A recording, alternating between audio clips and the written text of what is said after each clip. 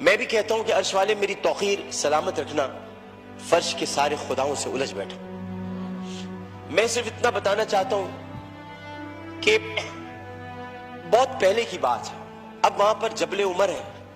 اور جبل عمر پر وہاں اب ایک ہوٹل تعمیر ہو رہا ہے، سعودی عرب کا وہ علاقہ ہے۔ ایک آدمی رسول کریم صلی اللہ علیہ وآلہ وسلم کے پاس آیا، اس نے آ کر کہا کہ یا رسول اللہ مجھ سے بہت بڑا گناہ ہو گیا۔ تو آپ نے فرمایا کب ہوا؟ لیکن اسلام لانے سے قبل ہوا۔ آپ نے فرمایا کہ ٹھیک ہے، اب تم اسلام لے آئے ہو، تمہارے سارے گناہ اللہ نے معاف کر دی۔ اس نے کہا میری بات سن لیجئے رسول اللہ، میں آپ سے بات کرنا چاہتا ہوں، اپنے دل کا بوجھ ہلکا کرنا چاہتا ہوں۔ آپ نے کہا کہو تم کیا کہنا چاہتے ہو؟ اس نے کہا یا رسول اللہ میری ایک بچی تھی، میری ایک بچی تھی، اور میں اس بچی کو جب وہ 5 سال کی ہوئی تو میں اس بچی کو کہا میں چلو تمہیں جنگل لے کے چلتا ہوں، اور میں اس کو لے کر چلا۔ جناب اسپیکر توجہ چاہوں گا، میں اس کو جنگل لے کر چلا۔ اب میں اس لیے لے کر چلا کیونکہ میری عزت پر حرف آ رہا تھا کہ میرے گھر بچی کو پیدا ہوئی۔ نبی کریم بہت غور سے سن رہے تھے، صحیح بخاری اور صحیح مسلم میں اس حدیث کو بیان کیا، ترمذی شریف میں بہت تفصیل کے ساتھ۔ تو انہوں نے بہت توجہ سے سنا اور کہنے لگا میں جنگل میں لے کے گیا، پھر میں نے ایک گڑھا کھودا۔ گڑھا کھودنے کے بعد میں نے بچی سے کہا اس میں لیٹ جاؤ۔ اچھا جب میں گڑھا کھود رہا تھا تو یا رسول اللہ مجھے ایک بات یاد آئی کہ وہ کھودتے کھودتے مجھے پسینہ آنے لگا، تو اس نے اپنے چھوٹی سی چادر سے میرا پسینہ بھی صاف کیا، اور اس کے بعد میں نے اس بچی کو گڑھے میں ڈال دیا، اور پھر میں نے مٹی ڈالی تو عربی میں اسے مجھ سے کہا، ترجمہ آپ کے سامنے پیش کروں، بابا بابا میں مر جاؤں گی بابا، اور میں نے اس کو مار دیا۔ بہت دیر تک خاموشی حجر رسول میں رہی۔ اس نے دیکھا تو رسول کریم صلی اللہ علیہ وسلم رو رہے تھے، خاتم النبیین، سید المرسلین، شفیع المذنبین، انیس الغریبین، رحمت للعالمین، راحت العاشقین، مراد المشتاقین، شمس العارفین، سراج السالکین، مصباح المقربین، محب الفقراء والغرباء والیتام والمساکین۔ ہمیں سکھاتے ہو، ہمیں سکھاتے ہو، ہم تو ختم نبوت کے محافظ، ہمیں سکھاتے ہو۔ سید الثقلین، نبی الحرمین، امام القبلتین، وسیلتنا فی الدارین، صاحب قاب قوسین، محبوب رب المشرقین ورب المغربین، جد الحسن والحسین، مولانا مولا الثقلین، ابی القاسم محمد بن عبداللہ۔ پر درمیان میں نہ بولو، حدیث کے درمیان نہیں بولو۔ اس کے بعد نبی کریم صلی اللہ علیہ وسلم نے یہ کیا کہ ان کے زار و قطار آنسو بہنے لگے، اور انہوں نے کہا کہ قسم اس پروردگار کی جس کے قبضے میں محمد کی جان ہے صلی اللہ علیہ وسلم، اگر تو اسلام نہ لاتا تو میں تجھے سر عام سب کے سامنے تیری گردن اڑاتا۔ یعنی مطلب یہ ہوا کہ نبی کریم نے بہت پہلے بتا دیا تھا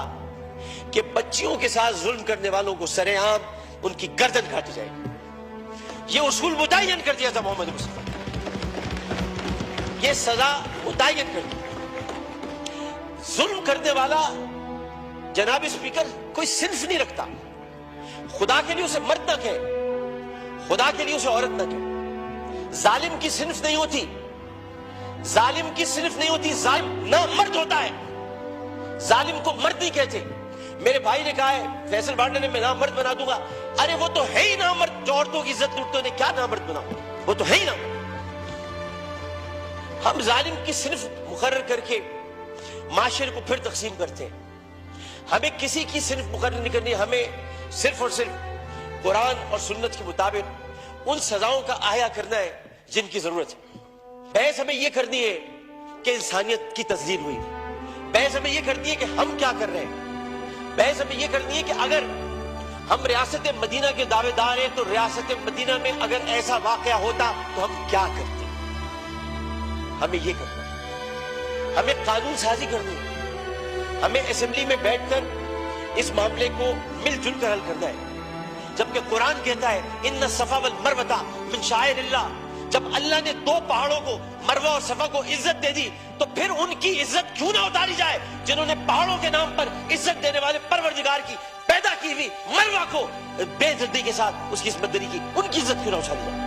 ان کی گردن کیوں نہ کاٹی جائے، ان کو سر عام پھانسی کیوں نہ دی جائے۔ جناب اسپیکر، میں آپ سے صرف یہ بات کہنا چاہتا ہوں، میں شکریہ ادا کرتا ہوں اپوزیشن بینچز کا بھی میں شکریہ ادا کرتا ہوں اپنی پارٹی کا،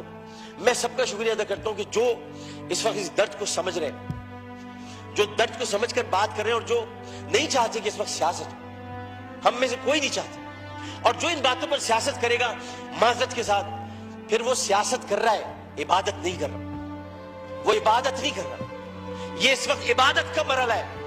اور عبادت صرف 5 وقت پروردگار کے سامنے سر جھکانے کا نام نہیں ہے، عبادت ظالم و جابر حاکم کے سامنے کلمہ حق کہنا بھی ہے، اور عبادت اپنی جگہ پر رہتے ہوئے جو اللہ تعالیٰ نے قوت گویائی عطا کی ہے، اور 5 سوالات جب حشر میں کیے جائیں گے، کہاں سے کمایا تھا، کیسے کمایا تھا، جوانی کہاں گزاری، بولنے کا علم دیا تو بولے کہ نہیں بولے، ما کنت تقول فی ھذا الرجل، اس رسول کے بارے میں تمہارا کیا خیال ہے، کیا جانتے ہو، اس وقت ہماری زبانیں گم ہو کر نہ رہ جائیں۔ اس لیے ہمیں اپنی اپنی جگہ پر رہتے ہوئے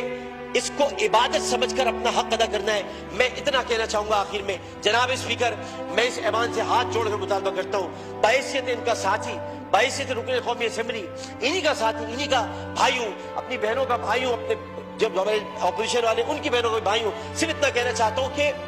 اس اسمبلی میں ہم پتہ نہیں کب رہے، کب تک رہے، کیا رہے، ہمیں نہیں پتا، لیکن ہم جتنے دن بھی رہے، یہ اسمبلی ایک تاریخ بن جائے کہ ہم نے، یہ اسمبلی نے قرارداد منظور کی تھی اور بل بنایا تھا کہ بچیوں کو میں ہر قتل کی بات ہے، بچیوں کی عصمت دری کرنے والوں کو سرعام سزائے موت دی جائے۔ شکریہ جناب۔